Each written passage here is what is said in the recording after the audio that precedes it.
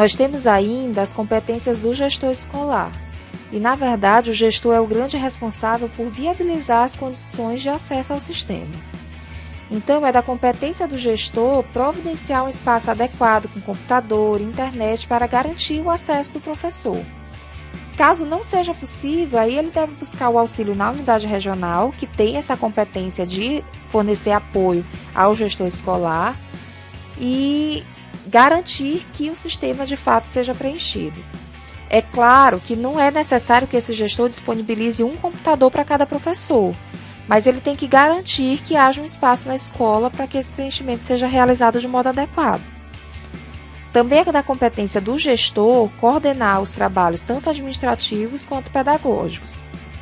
Os trabalhos administrativos eles estão vinculados ao secretário escolar, que vai preencher os dados de matrícula, de transferência, número de alunos de turma e tudo mais que for da esfera administrativa da escola. Já o pedagógico, ele está relacionado à frequência, ao rendimento, aos conteúdos trabalhados pelos professores. E aí, nesse aspecto especificamente, é importante atentar ao prazo, porque o prazo para o professor preencher os dados de frequência, de conteúdos, de notas, de tarefas avaliativas de um modo geral, é de 10 dias após o encerramento do período. Ou seja, encerrou o período, o professor tem 10 dias para preencher o CIAEP e é o gestor que deve acompanhar o cumprimento desse prazo. Nesse ano, o primeiro período encerrou em 20 de abril. Então, se a gente for contabilizar 10 dias, o prazo encerrou no dia 30. Além disso, o gestor é quem deve coordenar e monitorar a inserção de dados, garantindo o cumprimento dos prazos. Ele deve disponibilizar notas, conceitos e relatórios avaliativos sempre que necessário.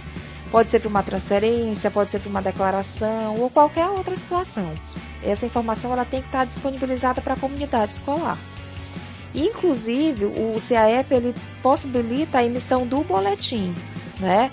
Então, o gestor ele pode providenciar a impressão desse boletim de acordo com a sua própria realidade, se é possível. Tem escolas que têm impressoras, tem escolas que não têm, mas ele vai ver qual a melhor estratégia para disponibilizar essa informação, né? O aluno também pode ter acesso a essa informação por meio do código, né? Basta ele informar o código da matrícula e a data de nascimento. Então, todas essas informações devem ser disponibilizadas e publicizadas para a comunidade escolar. Também é da competência do gestor escolar realizar um trabalho articulado com a secretaria escolar. E aí sim, com esse trabalho articulado, é que vai viabilizar a garantia do acesso a essas informações por parte dos alunos e da comunidade escolar como um todo.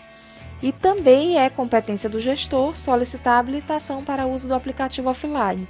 Isso vai acontecer sempre que a escola estiver sem acesso à internet. Então, a escola está sem acesso à internet, ele pode solicitar a utilização do aplicativo offline para evitar o preenchimento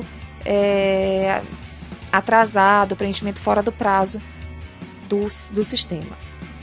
Com relação aos prazos, é importante atentar ao seguinte: o primeiro prazo de preenchimento é de 10 dias. O professor ele tem o prazo de 10 dias após o encerramento do período para preencher esse diário eletrônico.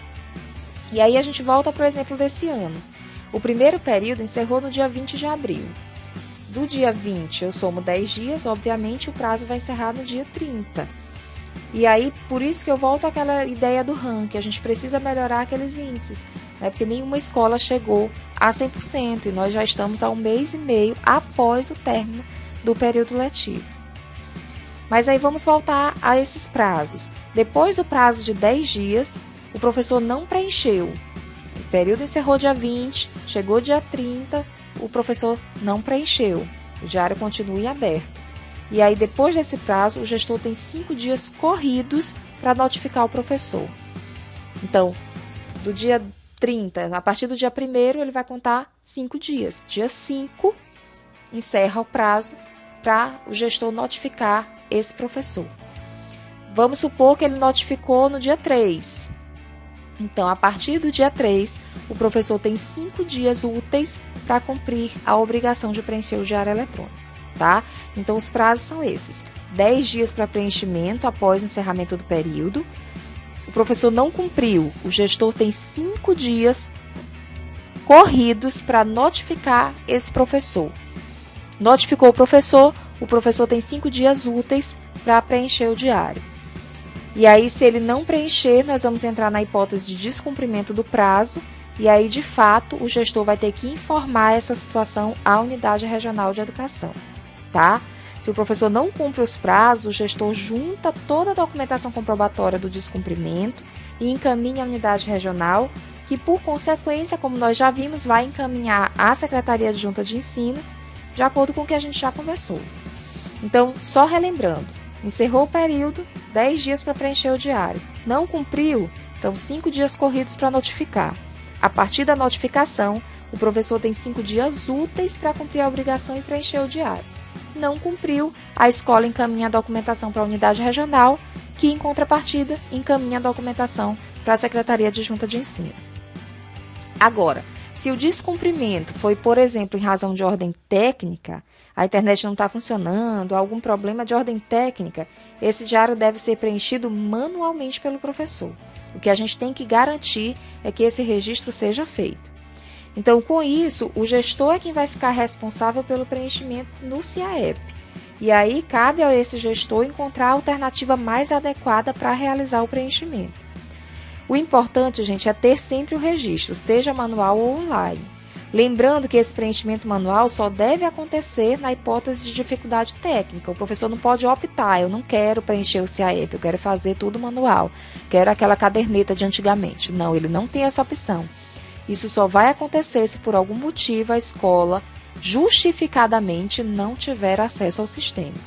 Então, sempre que houver essa dificuldade, o gestor fala com o professor para que ele faça o registro manual e esse gestor vai ser responsável pela vamos dizer, alimentação do sistema eletrônico.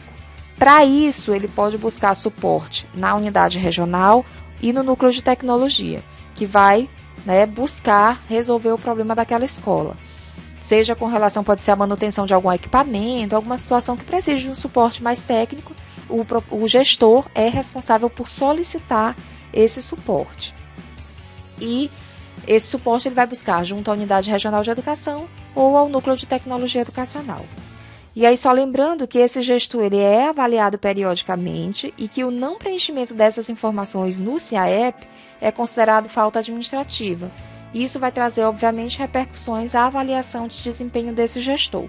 Então, é importante deixar isso muito claro para o gestor, para que ele tenha conhecimento dessa informação, ele se responsabilize pelos dados que são inseridos no sistema da sua escola, inclusive com relação à veracidade daqueles dados, evitando qualquer tipo de problema e possíveis punições para ele.